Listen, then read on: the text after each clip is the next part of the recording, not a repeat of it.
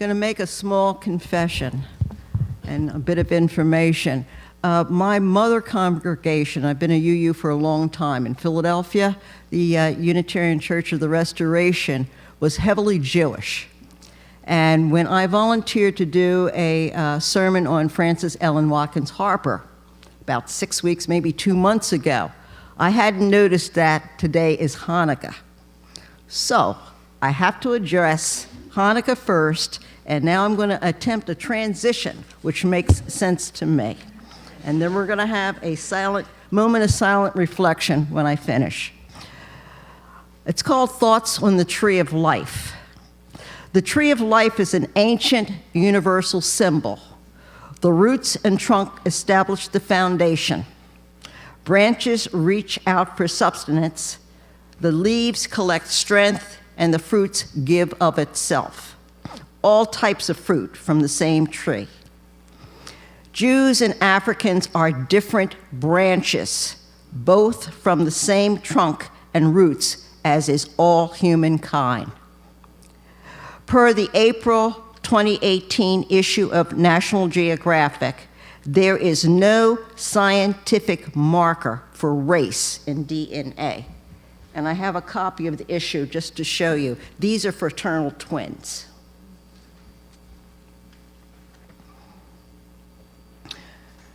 Jews and Africans historically have experienced human bondage based on perceived differences by other branches of the same tree. Both have been looked upon and treated as inferior. But their leaves and fruits have been bound up together in a bouquet of social justice in North America for a brighter coming day.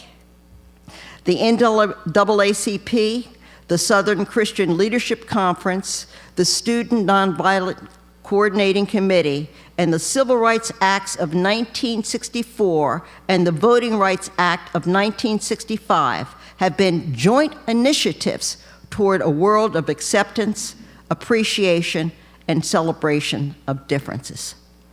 I'm going to step back for just a moment while you think on what I just read.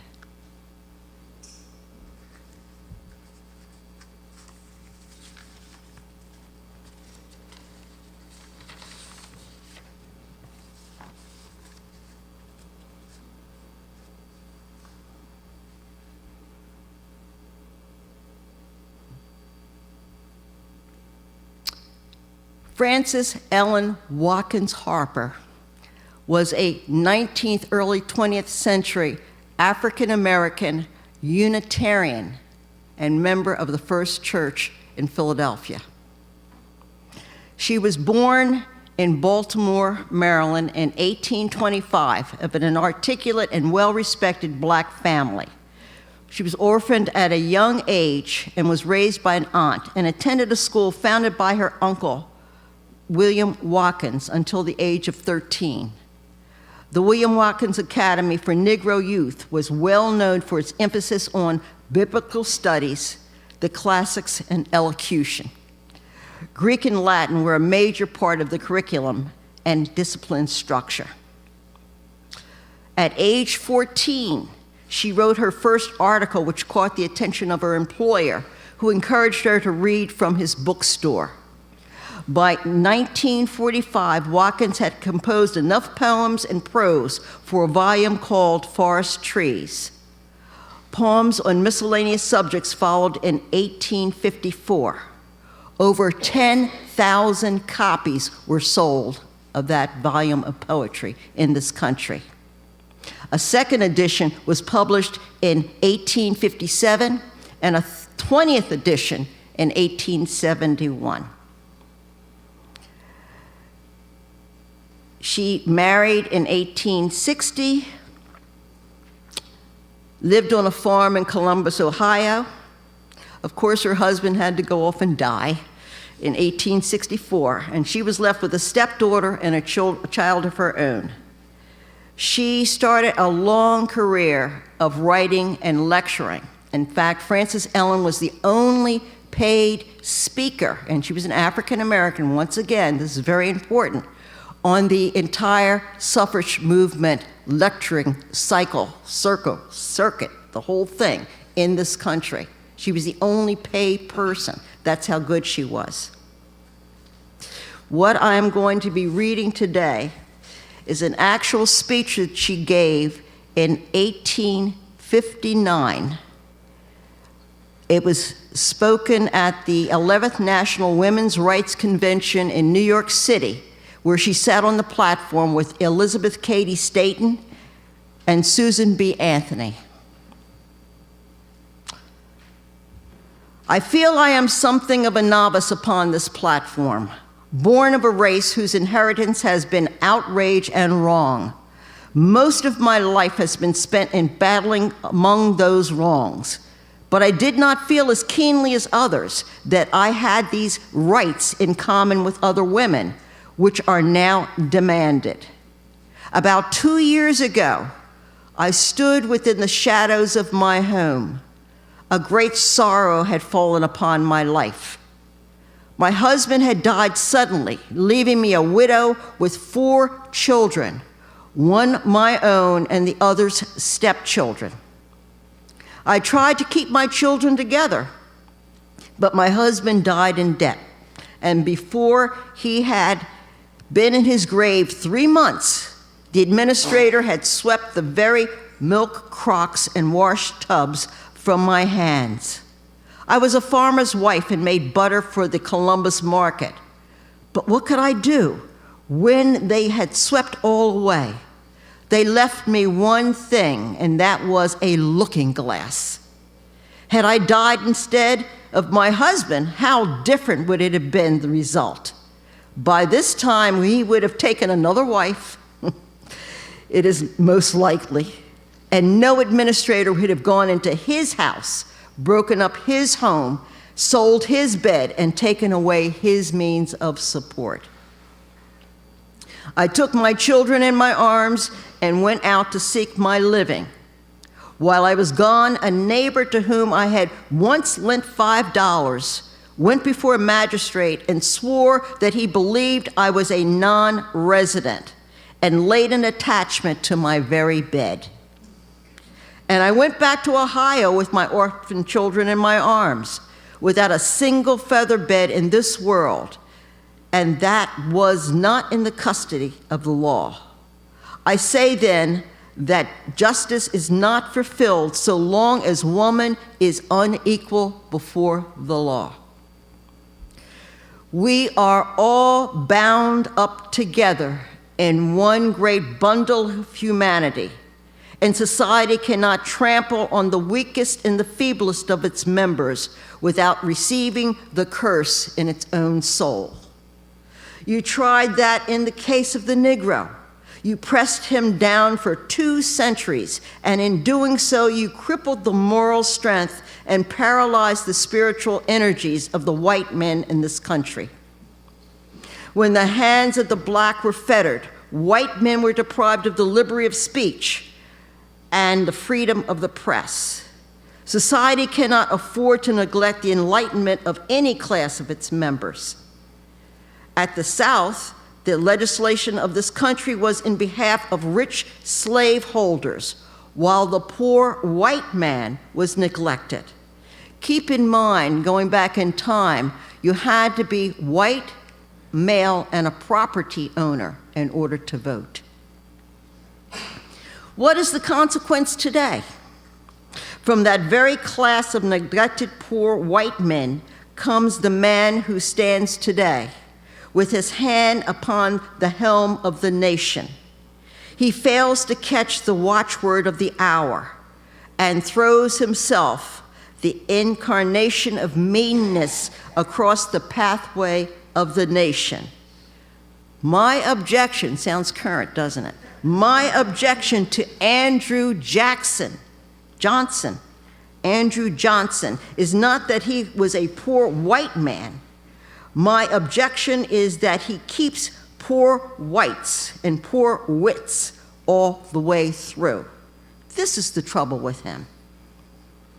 This grand and glorious revolution which has commenced will fail to reach its climax of success until throughout the length and breadth of the American Republic, The nation shall be so colorblind, I love the words of that those whose privilege will produce the loftiest manhood and womanhood that humanity can obtain. I do not believe that giving woman the ballot is immediately going to cure all the ills of life. I do not believe that white women are dewdrops just exhaled from the skies. I think, like men, they may be divided into three classes: the good, the bad, and the indifferent. The good would vote according to their convictions and principles. The bad, as dictated by prejudice or malice. And the indifferent will vote on the strongest side of the question with the winning party. You white women speak here of rights. I speak of wrongs. I, as a colored woman, have had in this country an education which has made me feel as if I were in the situation of Israel. My hand against every man, and every man's hand against me. Let me go tomorrow morning and take my seat in one of your streetcars. I do not know that they will do it in New York, but they will in Philadelphia.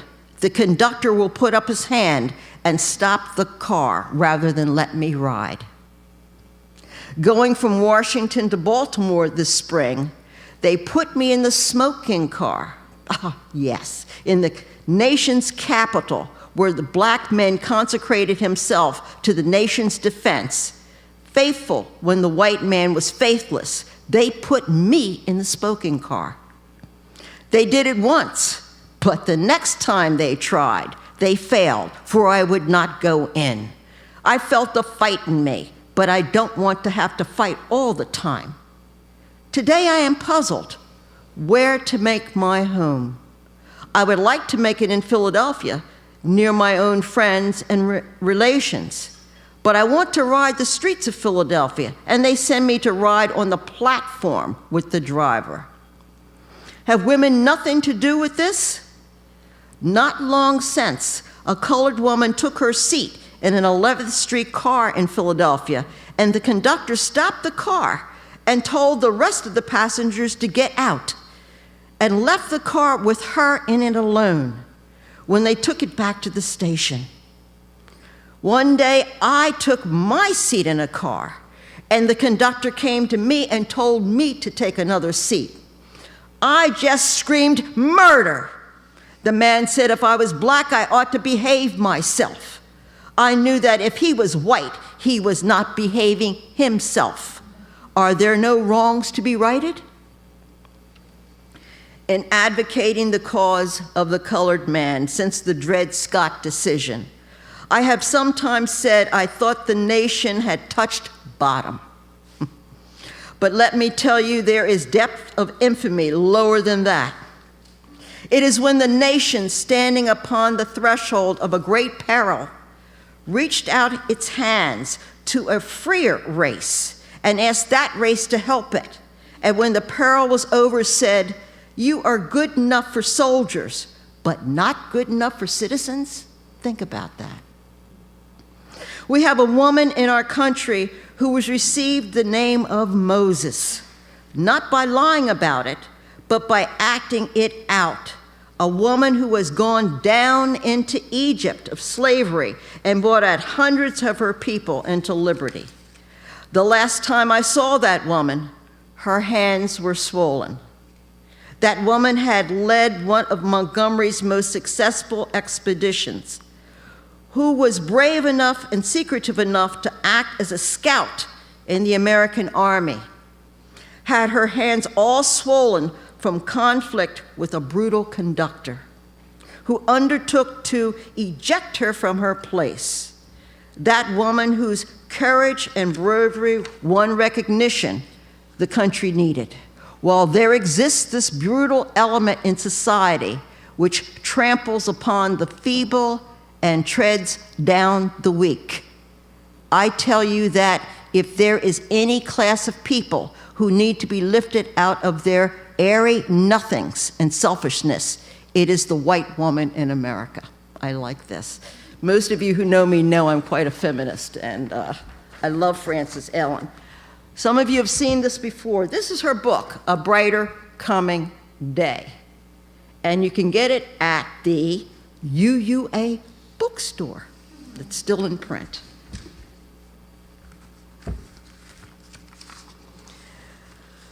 The thing that I often think about is how much, sadly, some things have not changed.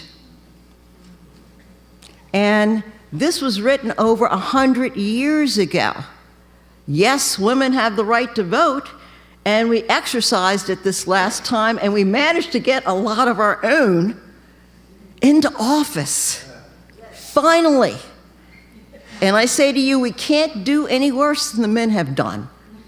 We're at the bottom. There's only one way to go, and that has to be up. Blessed be.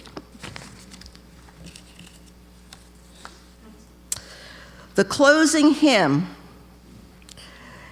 is page 153, and it is written by Frances Ellen Watkins Harper.